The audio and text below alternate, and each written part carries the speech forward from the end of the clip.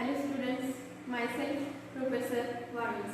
Today we are going to learn the new lessons of chemistry part. First is lesson number 6, chemical kinetics. In this lecture we have to see these 5 points. First one is introduction, rate of reaction, average rate of reaction and its unit, instantaneous rate of reaction, and last one is rate law. First, we have to know what is meant by chemical kinetics. Kinetics is the branch of physical chemistry which deals with the study of rate of chemical reaction and factors affecting for the rate of reaction and the mechanism by which the rate of reaction can be followed. That means chemical kinetics describes the rate of reaction. It also explains why certain reactions are instantaneous and others are not. Relation by which the reaction can be altered. Let us see first the rate of reaction can be defined as the change in concentration of reactant or change in concentration of a product. The rate of reaction also can be defined as the decrease in concentration of reactant or increase in concentration of a product per unit time. If we consider the general reaction A gives B, there is decrease in concentration of A and reaction is proceeds to give the product, so the product concentration increases.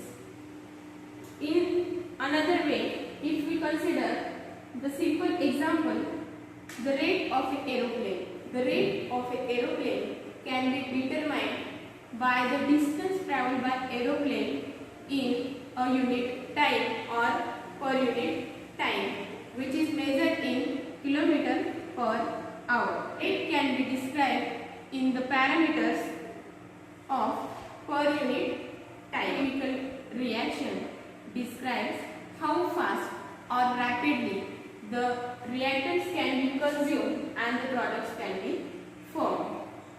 Yes, got it, the rate of reaction. Next point, we have to see average rate of reaction. Average rate of reaction. The average rate of reaction can be defined as the change in concentration of a species divided by the time interval over which the reaction can be carried out. So, the average rate of reaction can be mathematically represented as average rate of reaction is equal to change in concentration of species divided by change in time. Here, the change in concentration of a species may be reactant or a product. When reactant is formed, then reactant is consumed and product is formed. The rate, so the average rate is equal to change in concentration of a species is denoted by delta C. Delta means there is a change and change in time is given by delta T. If we consider the general reaction A gives B. Here A is a reactant and B is a product. When reactant A is consumed, then the product B is formed. The concentration of reactant decreases, write it in the delta C upon delta T form. The average rate of for reactant A, we can write average rate of consumption of A is equal to minus delta concentration of A upon delta T. We give it as a negative sign because the reactant concentration is decreases. Is rate of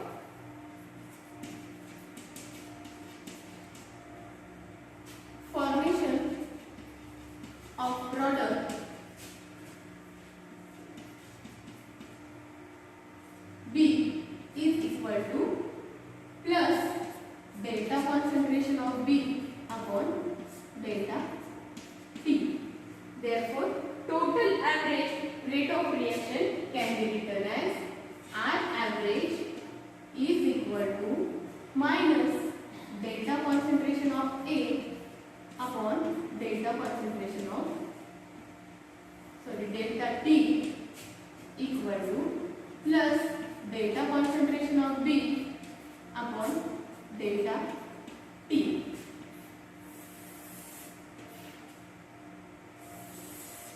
This is the total average rate for the reactant A and the product B.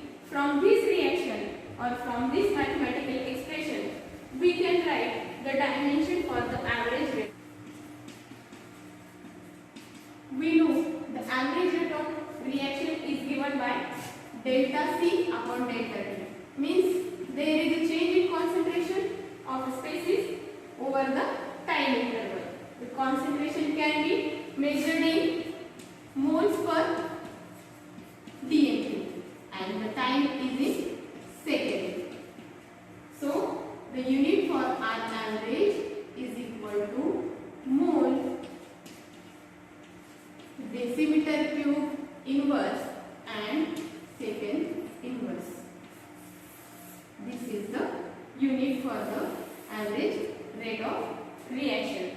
The concentration is measured in moles per dm³ and time is measured in second. So it is moles dm raised to minus cube second in of a reaction.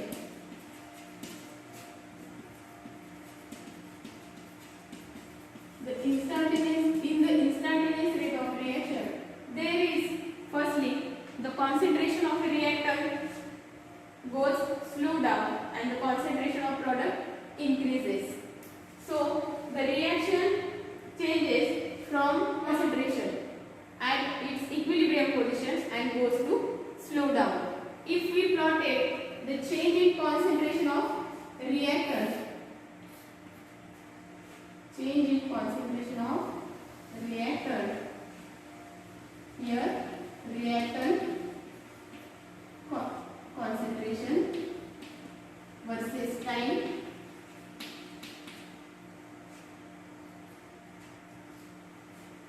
when reactant is at 100, it goes to slow down when the reaction proceeds and the tangent drawn to the curve give the time t1.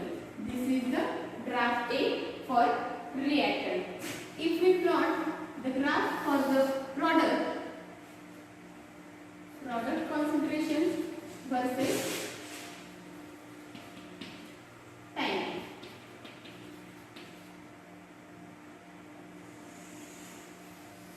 and tangent drawn to the curve gives the time t1. The product can be started from 0 and goes to the equilibrium position. This is the graph B. If we combine both these graphs of reactant concentration and the product concentration, we give it as a multiple graph of both reactant and the concentration as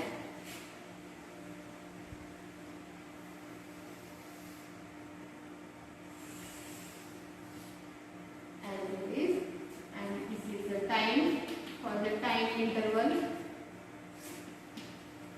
concentration of reactant and product.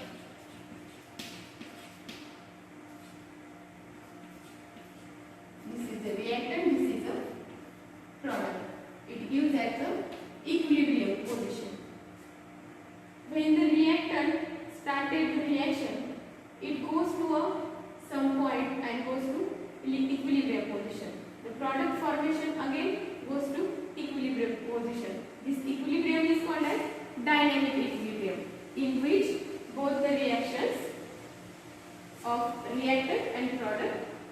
rate of consumption of A at time t is equal to minus, there is decrease in concentration of reactant, so we give it as a minus sign, minus d concentration of A upon dt. In the average rate, we determine the concentration by delta concentration of A upon delta T, but in the instantaneous rate, we have to write it as in ddt form. The rate of next, also write for product B, rate of formation of B at time t is equal to d concentration of B upon dt. We don't give it as plus sign because it will be considered as plus. Instantaneous rate is equal to ddt concentration of B, rate of reaction, total rate of these reaction is equal to minus d concentration of A upon dt equal to d concentration of B upon dt. This is the rate of reaction for instantaneous rate. If we consider one example, A plus 3B gives 2C.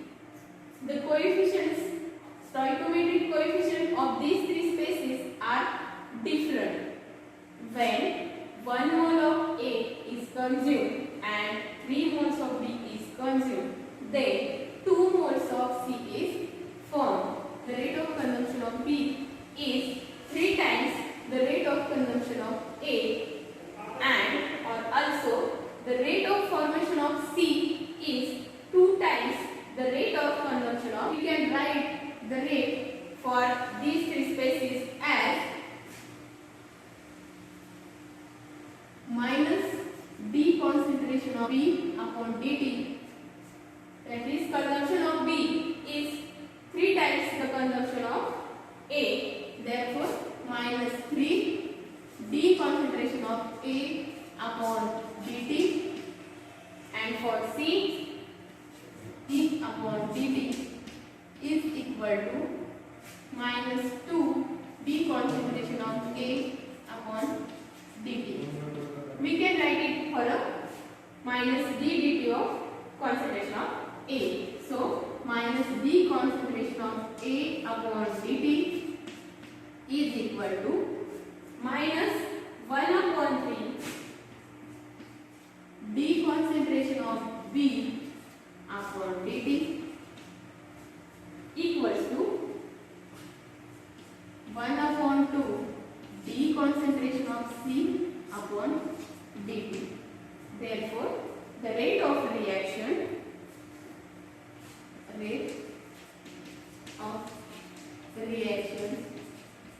for instantaneous reaction, the rate of reaction is equal to minus d concentration of A upon dt is equal to minus 1 upon P d concentration of B upon dt is equal to 1 upon 2 d concentration of C upon dt.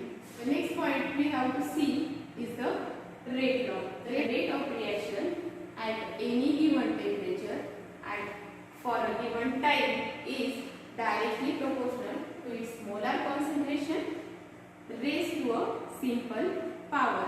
Such rate concentration relation is called as rate. A moles of A plus D moles of B gives C moles of C plus D moles of D. The rate of reaction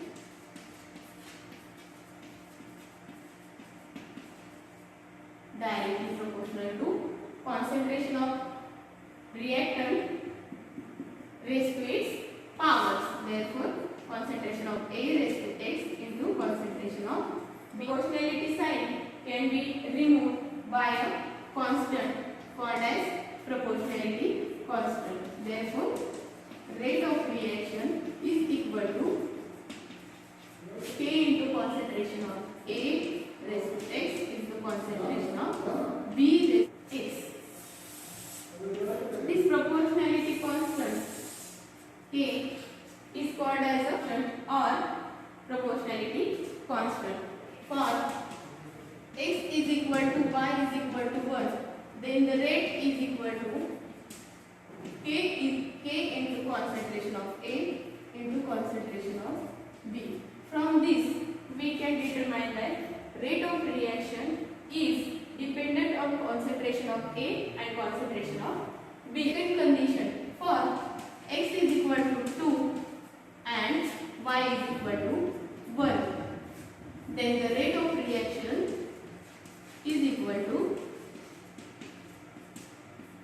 K into concentration of A raised to 2 and concentration of B. Rate of reaction, if concentration of A is doubled, then the rate of reaction increases by factor 4. Third number, if we take X is equal to 0, it is independent of concentration of A. Last case, fourth one is if X is less than 0. These are the 4 cases for X and Y values. How to write the rate law? Example,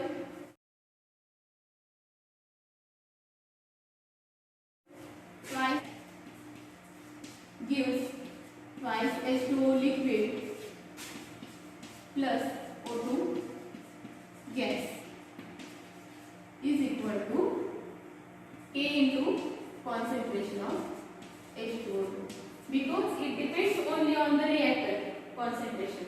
So we can write the K into concentration of H2O2. Thank you.